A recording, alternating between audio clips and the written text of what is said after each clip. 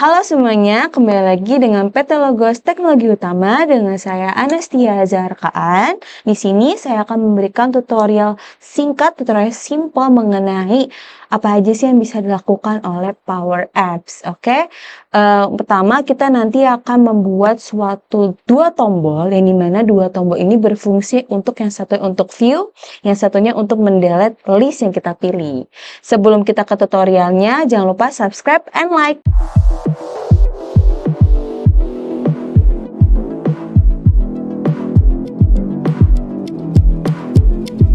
Baik, langsung saja kita ke aplikasinya. Jadi di sini saya ada aplikasi yang sudah jadi, tapi di sini saya ingin menambahkan atau merubah dalam sisi si listnya.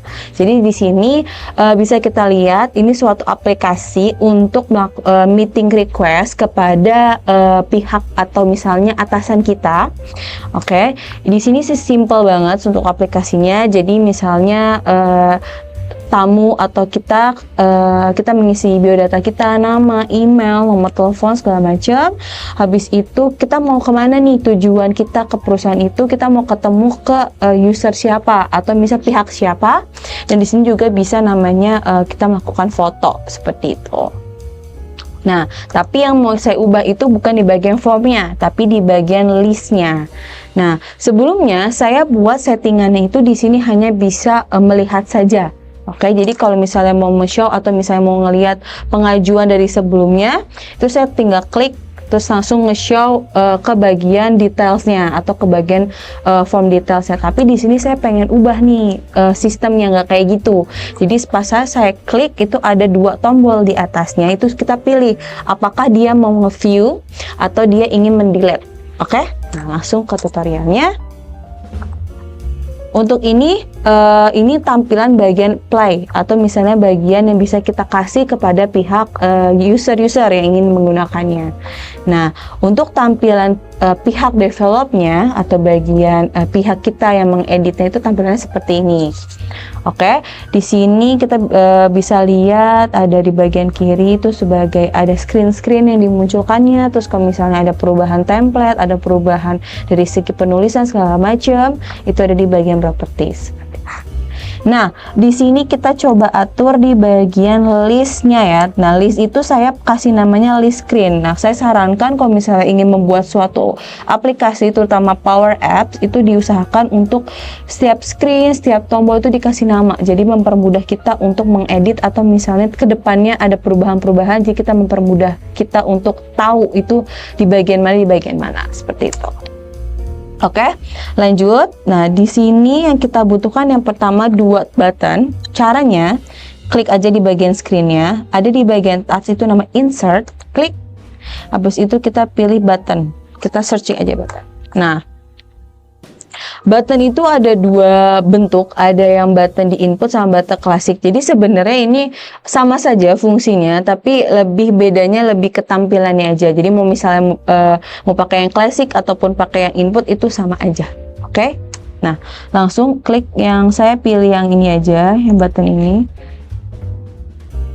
Di sini kita agak ke kanan.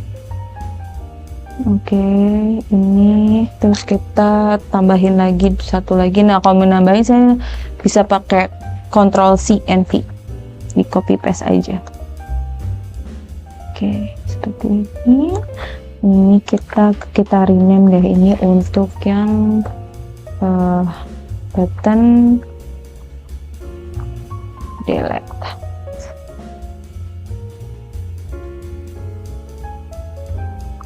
Push, terus yang satunya itu untuk button view. Salah, oke. View, oke, seperti ini. Habis itu kita ganti ininya, kita pakai view, oke. Terus yang ininya kita delete.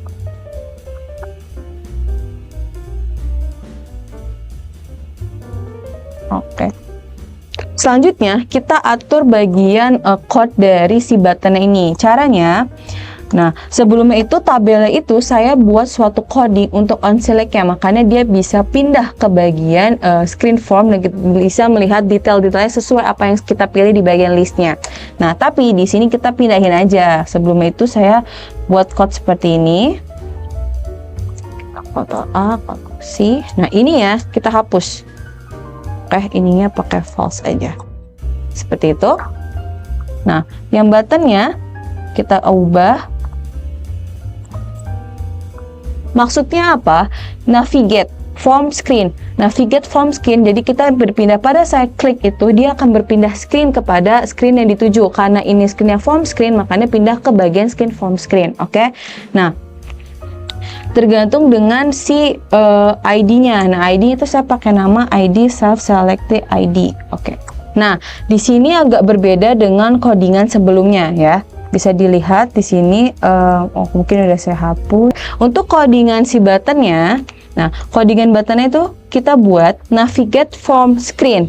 Oke, navigate form screen. Yang sebelumnya itu kita udah saya terapkan di bagian tabelnya, tapi saya pindahkan ke bagian si buttonnya. Tapi sini agak sedikit berbeda untuk codingannya. Oke, nah navigate form screen. Jadi kita pindahkan ke bagian screen yang ingin kita tuju.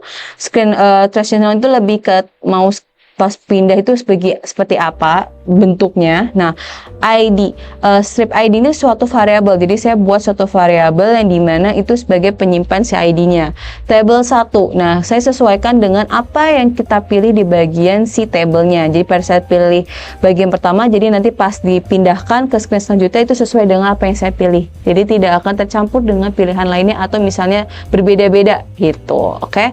Refresh visitor registration itu saya ingin merefresh si database-nya itu menggunakan SharePoint seperti itu. Mungkin kita coba. Oke. Coba kita klik, situ kita view. Nah, pada saat saya pindah itu isi tabelnya, isi formnya itu udah sesuai dengan apa yang saya pilih di bagian sebelumnya. Mungkin kita coba lagi. Mungkin yang ini, ini namanya Mbak Tamariska. Pada saat pindah itu langsung berubah. Jadi sesuai dengan apa yang saya pilih di bagian si tabelnya. Seperti itu. Tadi kita udah coba buat code untuk yang view-nya. Kita coba atur di bagian delete-nya nih guys. Oke. Caranya, nah untuk codingan delete ini saya buatkan untuk codingannya. Simple aja. Jadi kalau is blank, kalau misalnya nggak ada yang dipilih, makanya akan ada notifikasi pilih baris dulu. Oke, tapi kalau misalnya saya sudah memilih salah satu pilihan di bagian tabelnya, dia akan meremove jika saya sudah klik bagian delete-nya, seperti itu. Nah, ini kalau yang bagian code untuk remove-nya itu di bagian sini. Nah, saya akan meremove si isi dari apa yang saya pilih di bagian tabelnya itu menggunakan SharePoint apa? Itu menggunakan SharePoint namanya visitor registration. Jadi untuk visitor registration itu tergantung dengan penamaan SharePoint Bapak dan Ibu seperti itu. Mungkin kita coba aja.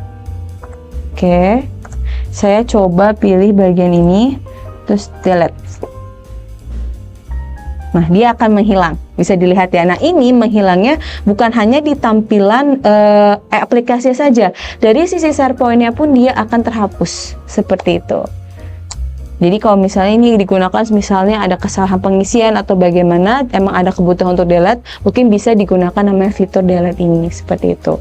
Nah, mungkin kita buat tambahan lagi di bagian display modenya ya. Kalau misalnya tidak ada tabel yang diisi atau list yang belum dipilih, itu dia tidak bisa diklik. Caranya, nah di sini kita coba atur di bagian buttonnya, terus bisa di bagian kiri itu namanya display mode. Di situ kita atur bagian codingnya. Codingnya simple banget.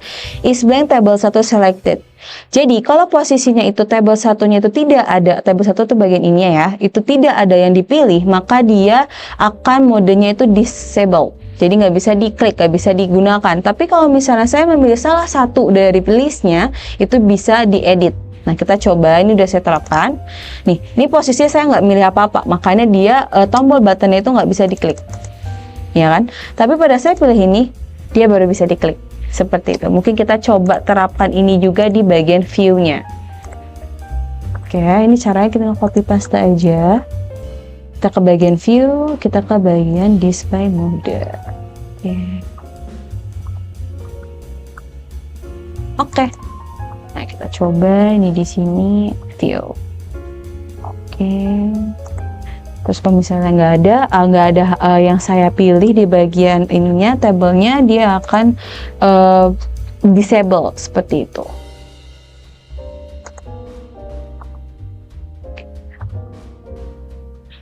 Ini kita coba ke bagian awal. Nah, itu seperti itu. Untuk tutorialnya seperti itu, dan jangan lupa jikalau ada perubahan dalam sisi aplikasi apapun itu, jangan lupa di save di bagian kanan ini, dan jangan lupa untuk kita publish, karena ini publishnya itu tidak otomatis. Jadi kalau misalnya ada perubahan, dia nggak otomatis terpublish seperti itu. Jangan lupa di save dan di publish, biar user yang menggunakannya menggunakan versi aplikasi yang terbaru. Sekian dari saya, terima kasih.